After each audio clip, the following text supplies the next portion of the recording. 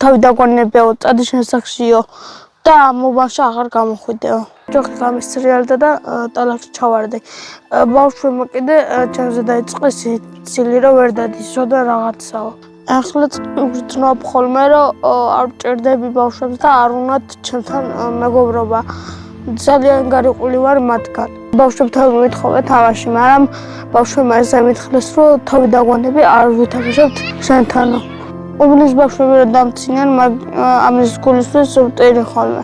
და დღეს ეს არაჩვეულებრივი ბიჭუნა, რომელმაც გამიმხილა და სხვათა შორის ჩერნოვეცკის ფონდი არის პირველი, რომელსაც ბავშვმა გაუმხილა თავისი გულის ტკივილი, რომ ის არის ბულინგის მსხვერპლი. მივმართავ ამ ბავშვების მშობლებს და თქვენ ზუსტად მიხვდებით, რომ თქვენ შვილებზეა საუბარი. დედობა არ არის მხოლოდ და მხოლოდ ის, რომ შვილს მიაწოდოთ საკვები, ტანსაცმელი, ატაროთ სხვადასხვა წრეზე.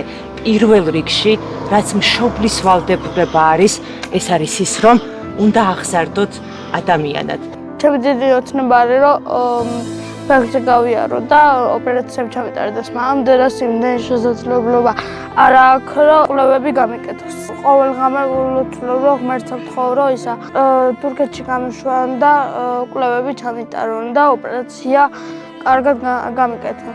სახლი ჩემი არ არის, მაქვს პერიოდი, როცა არ მაქვს საჭმელი, წამლის ფული არა მაქვს. მე პირველი ჯგუფის ინვალიდი ვარ, ჩემი შვილიც პირველი ჯგუფის ინვალიდი არის. გაჭირვებაში ვცხოვრობთ და კიდევ სოციალური მოგვეხსნეს.